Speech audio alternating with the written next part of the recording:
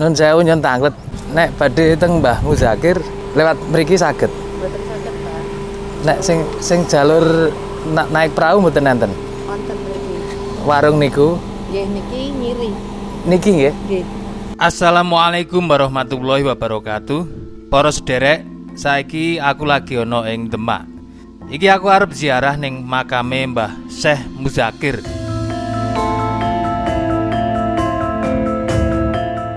Nanging makam utawa makbaro sing arep tak parani iki ora kaya sabaene pesarean liyane. Makame ana ning dhuwur banyu laut. Lah kok iso ngono kuwi piye critane? Monggo sampeyan semak kanggo mangerteni piye kahanane saiki. Mesisan awake dhewe ngangsu kawruh babagan sapa sejatine Syekh Muzakir kuwi.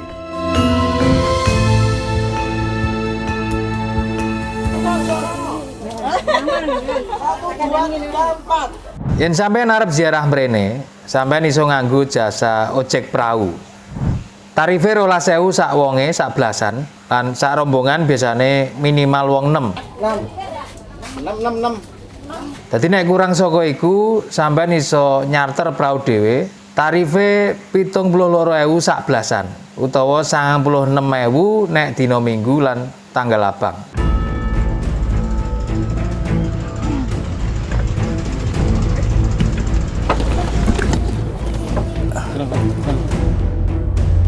Untungnya aku bareng karo rombongan Zairin lan Zairot saka Lamongan iki, dadi yo iso lumayan ngirit. Assalamualaikum, iki arep budal ning Mbah Muzakir numpak perahu lur. Yuk.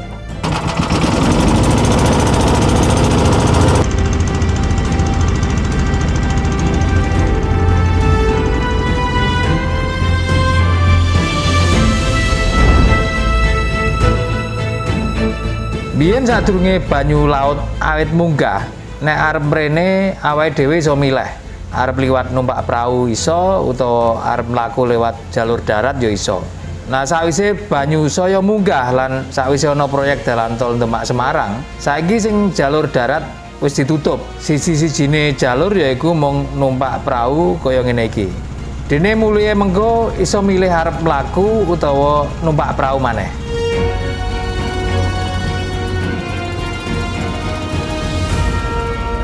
Nah, mergo jalur mulai kuwi mengko kudu liwat dalan sing ciut, mulane ben ora tempuk nalika budal kabeh kudu numpak perahu. Ketoke iki uga mergo kasil kawicaksanan para sesepuh kene. Saliyane ben iso tertib lan ora semrawut, uga ben iso menehi tambahan ekonomi kanggo para warga sakupenge makam.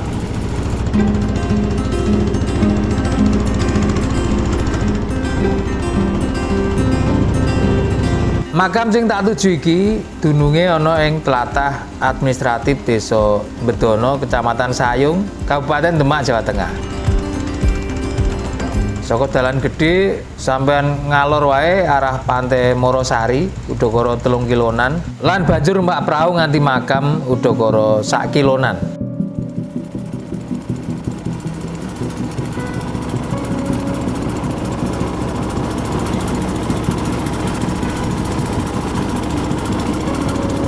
Saliyane nekani lokasi kanthi langsung, ing video iki aku uga nganggo peperang sumber saka panelitian sing nate dilakoni para mahasiswa ing kene. Topike macem-macem, mula ora kabeh bakal tak aturake. Mung sing penting-penting wae kanggo maringi pirsa marang sampeyan. Yaiku sapa kuwi Mbah Muzakir, apa sing nate panjenengane lakoni nalika gesange, kenapa makam iki saiki kok ana ing sandhuwure banyu laut, lan apa sing ndadekake akeh wong padha ziarah menyang kene.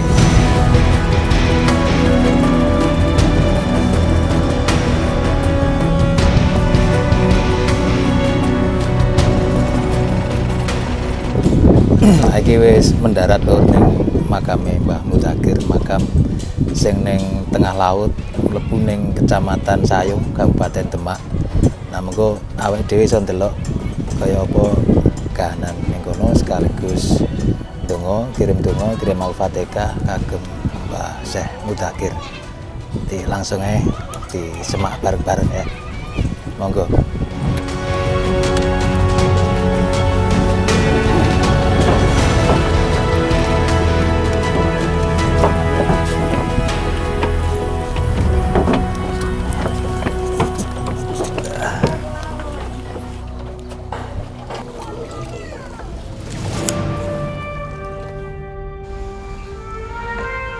Ya iki makame Mbah Abdullah Muzakir.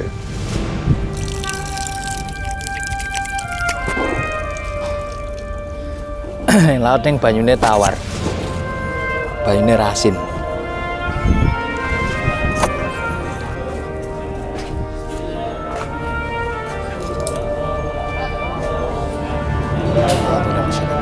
Bismillahirrahmanirrahim.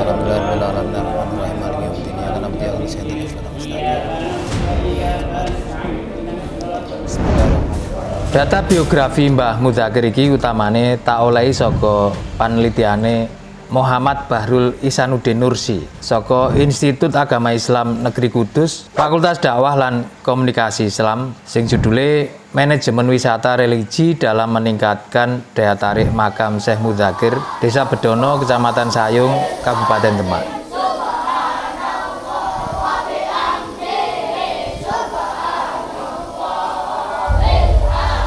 Sapa kuwi Mbah Muzakir? Mbah Muzakir kuwi ulama sing gesang ing antarane taun 1878 nganti taun 1950. Senajan kalebu kiai abad 19 lan 20, nanging Syekh Muzakir dianggep minangka salah siji waliullah merga nalika gesang akeh mulang ngaji lan nyetak kader kiai. Mbah Muzakir lair ing Dusun Jago, Desa Wringin Jajar, Kecamatan Pranggen, Kabupaten Demak ing taun 1878 kanthi asma lair Juraimi. Panjenengane minangka putra saka Mbah Ibrahim Suro sing isih keturunan Pangeran Diponegoro lan saka ibu saka keturunan Sunan Bayat. Asma Abdullah Muzakir dhewe iki diagem sawise panjenengane kondur saka munggah kaji ing taun 1920. Sadurunge kaji yaiku ing taun 1900 utawa nalika yuswa 22 taun, Syekh Muzakir manggon lan netep ing Dusun Tambak Sari. Dusun Tambak Sari kuwi dununge mbiyen ya ana ing papan iki, mlebu ing administratif Desa Bedono, Kecamatan Sayung, Kabupaten Demak. Ing Tambak Sari panjenengane nikah karo Mbah Murni lan banjur nikah maneh karo Mbah Latifah. Dadi nalika gesang panjenengane duwe garwa papat. Lan sing nomor 3 lan 4 yaiku Mbah Nikmah lan Mbah Asmanah. Saka patang garwane kuwi Mbah Muzakir kagungan akeh putra. Ana sing nyebut 18 uga ana sing nyebut 20. Jaman biyen ulama gedhe kuwi bisane ancen duwe akeh garwa kanggo iso nduweni keturunan sing akeh. Nalika enom, Syekh Muzakir meguru tekan Dindi. Kaping pisanan yaiku menyang Nganjuk, lan sing paling kawentar yaiku meguru langsung menyang Kiai Soleh Darat. Kiai Soleh Darat kuwi makame ning Berkoto, Semarang. Kiai Soleh Darat uga minangka guru saka Kiai Hasyim Asy'ari, tokoh pemrakarsa Nahdlatul Ulama, lan uga gurune Kiai Ahmad Dahlan, tokoh pemrakarsa Muhammadiyah. Saliyane iku uga ana sing ngriwayatno yen Syekh Muzakir uga nate meguru menyang Kiai Abbas Buntet Cirebon. Mbah Muzakir seda ing tanggal 30 Dzulqa'dah tahun 1329 Hijriah, utawa nek ning taun Masehi ya kuwi 13 September tahun 1950 ing yuswa 72 taun ing Dusun Tambak Sari, Bedono, Sayung, Demak. Panjenengane disarekake jam 1 awan ing Dusun Tambak Sari iki.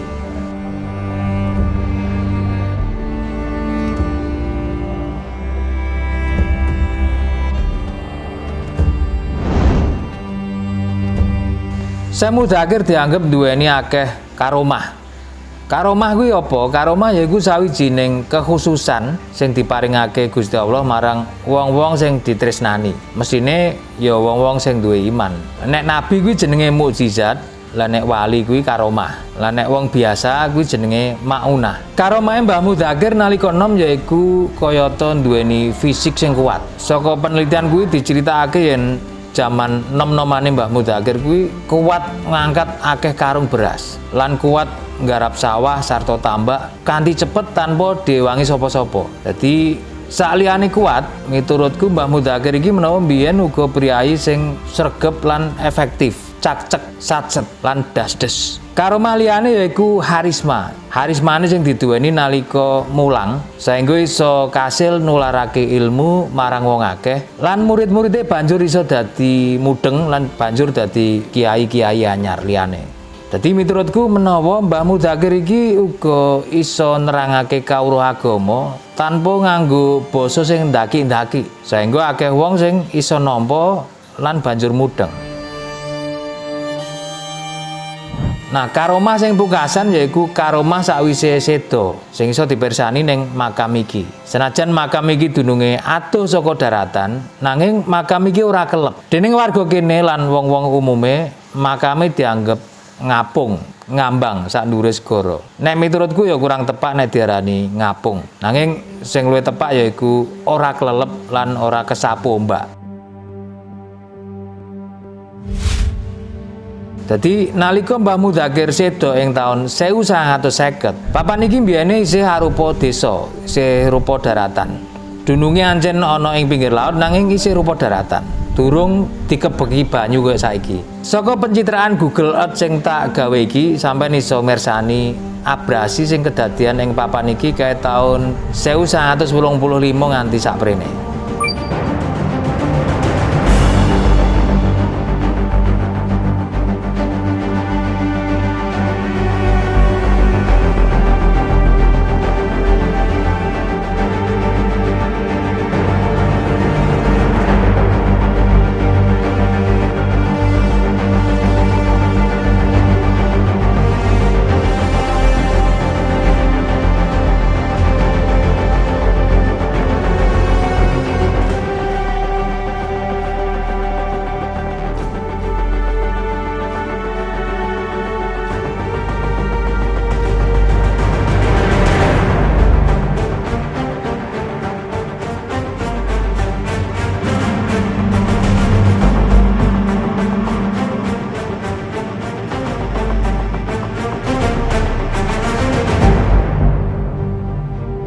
Nah, saka kene sampean iso mangerteni yen abrasi ing Sayung Demak iki ancen parah. Sampeyan uga iso pirsani mengko tipak omah-omah lan warung sing wis kelep nalika aku mlaku mulih mengko. Anane makam sing saiki mencil ning tengah laut kuwi, iki miturutku sing ndadekake makam iki dadi beda karo liyane lan ndadekake akeh peziarah dadi wigati kanggo teka mrene kanthi tujuane dhewe-dhewe. Nah, kira-kira apa tujuane wong-wong kuwi ziarah mrene? Monggo terus semak.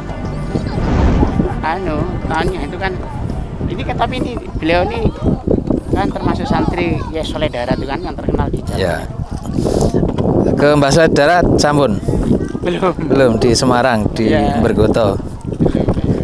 Ziarah kuwi asale saka tembung basa Arab, zaru, yazuru, ziaratun, sing tegese nyambangi panggonan utawa wong sing isih urip utawa sing wis mati. Dadi ziarah kuwi ora ning kuburan tok. Lah ziarah kubur kuwi tegese nyambangi kuburane wong sing wis seda. Ziarah ing Indonesia khususnya Jawa kuwi wis dadi budaya. Ana peperang panggonan sing saben dinane rame diziarahi wong kayata makam Wali Songo lan uga makam-makam liyane. Mula nganti ana kategori wisata sing jenenge wisata ziarah. Salah sijine ya makame Mbah Mudakir sing unik iki.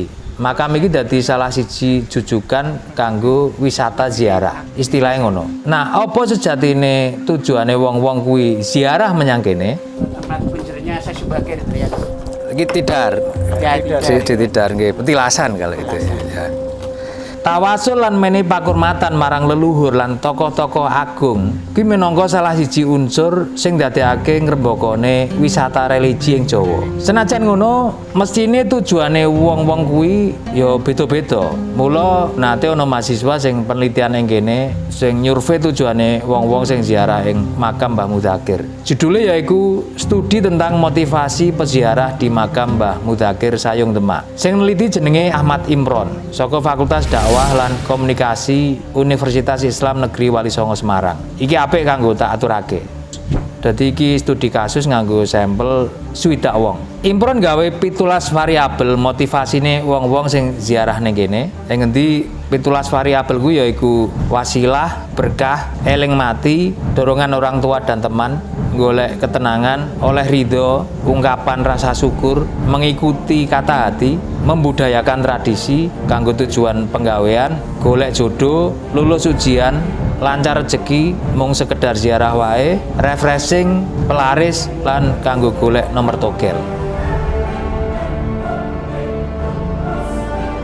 Nah, pitakonan iki diaturake marang wong-wong sing ziarah ning kono. Sak wong iso njawab luwih saka siji lan kasile banjur diolah lan didadekake indeks.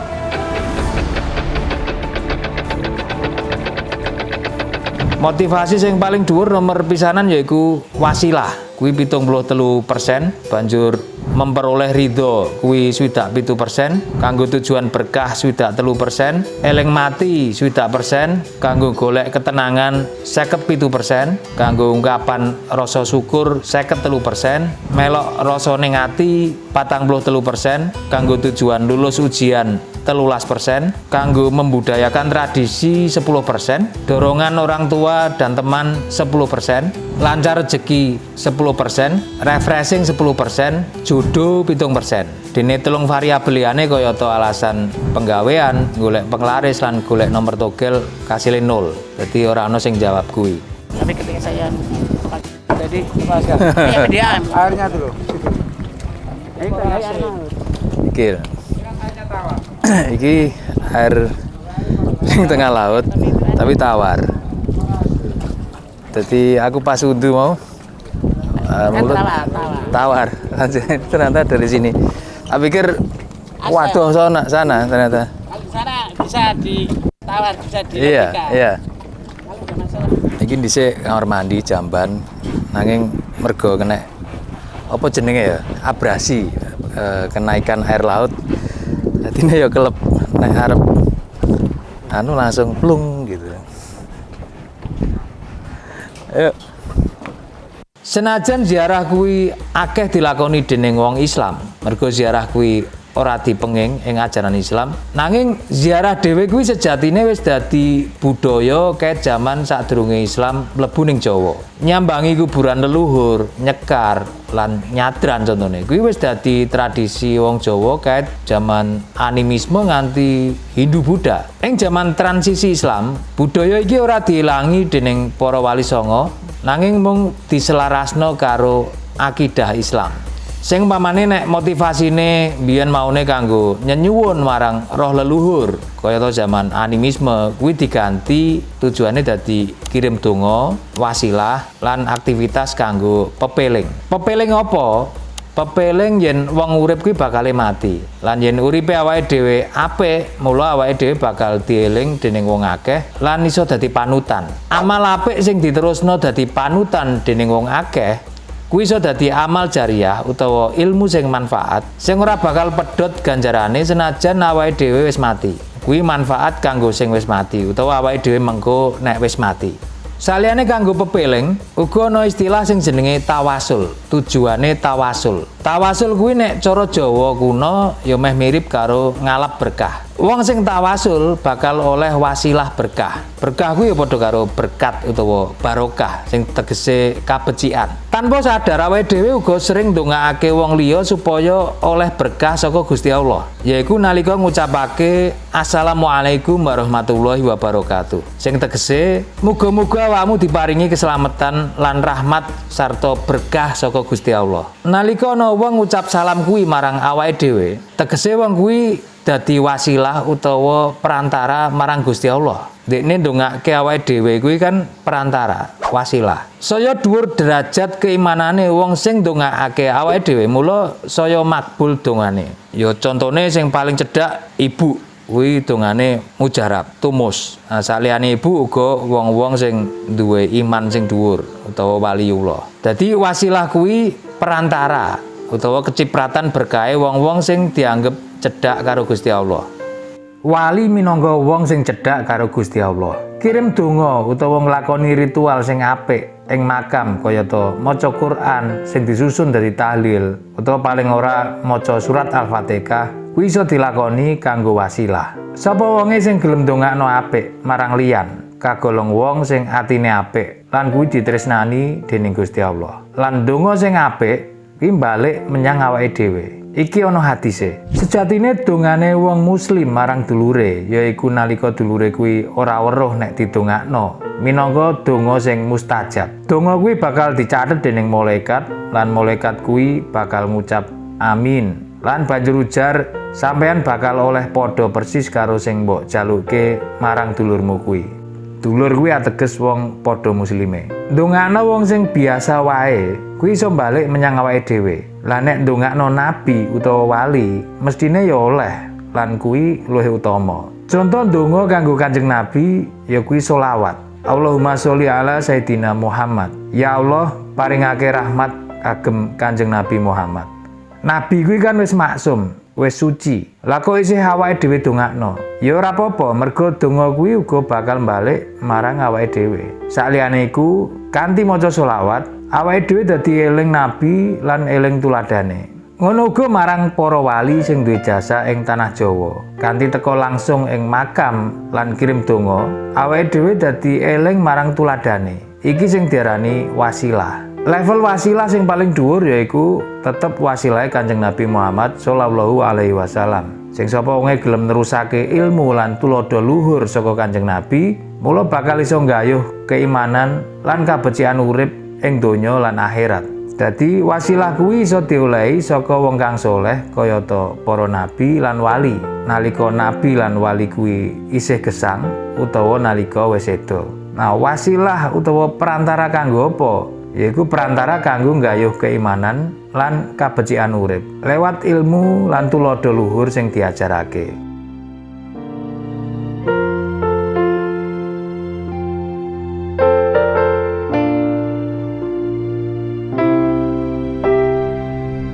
Nah, aku jujur motivasiku sing kaping pisanan yaiku menehi pakurmatan utawa nek ning variabel iki yaiku ungkapan rasa syukur marang jasane Sohibul Makam. Rasa iki ora sengaja tak olehi nalika aku ziarah ning makame Sultan Fatah ning burine Masjid Demak. Pas kuwi nek gak salah bar Isya. Lan bar kuwi aku dadi sering ziarah ning makam liyane. Tujuan kaping pindho yaiku wasilah. Wasilah ning kene tegese makam sing tak ziarahi iki dadi perantaraku kanggo medhar sejarah sing iso tak aturake marang pamirsa ing YouTube channelku iki. Lewat medharan iki, wong-wong iso njupuk ilmu apik lan buak ilmu sing elek saka pengalaman ing jaman biyen. Saka kono mula aku ngarep berkah lan ridho saka Gusti Allah liwat wasilah Sohibul Makam iki. Dadi wasilahe kanggo medhar sejarahe. Sawise iku aku dadi sadar yen urip iku ana watese. Mula kudu tak agahi nglakoni kebecikan. Aku sadar yen senajan wali utawa nabi kuwi tetep bakal mati, bakal seda, bakal kapundhut. Jasad kuwi ana watese. Lan sawise kuwi nek momentume pas, aku biasane bakal ngrasa adem lan luwih tenang. Iso dadi fresh maneh. Mula ziarah kubur kanggoku uga iso dadi wasilah kanggo refreshing. Lan sakwise tak upload, efeknya aku dadi oleh iklan saka monetisasi YouTube. Dadi yo ngiras-ngirus tujuan penggawean barang. Sing otomatis efeknya dadi lancar rezeki. Ning mesine kuwi dudu motivasi sing utama, kuwi mung efek wae. Motivasi sing paling utama ya kuwi sing pisanan mau, maringi pakurmatan utawa ungkapan rasa syukur marang jasane Sohibul Makam. Dadi meh kabeh variabel kuwi mau masuk kejaba penglaris jodoh kanggo golek nomor togel lan kanggo lulus ujian. Ya nek kanggo golek togel kuwi kan malah haram. Dadi malah mlengkar adon. Lah nek tujuan sampean ziarah kuwi kira-kira apa, Lur? Coba sampean tulis ning komentar.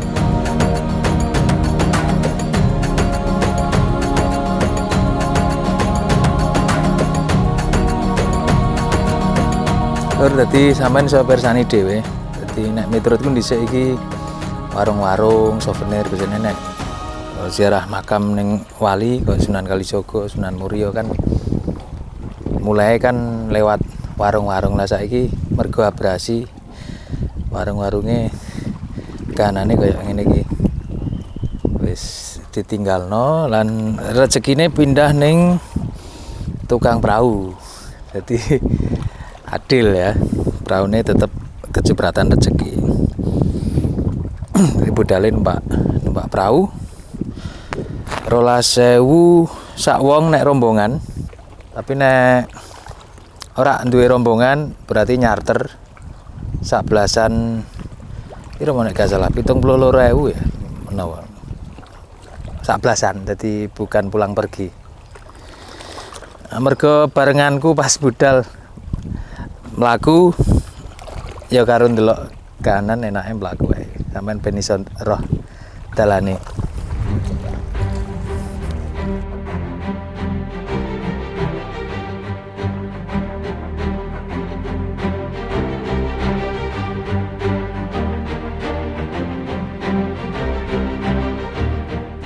Jadi iki ning Kecamatan Sayong Lur.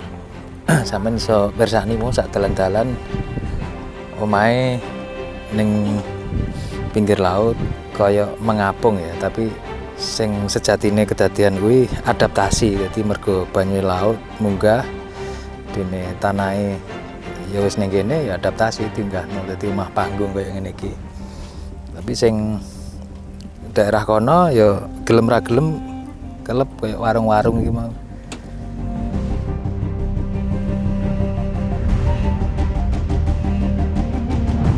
Lur iki Balai Desa Bedono Kecamatan Sayung.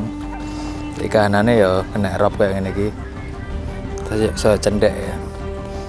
Desa Bedono Kecamatan Sayung Kabupaten Demak Jawa Tengah.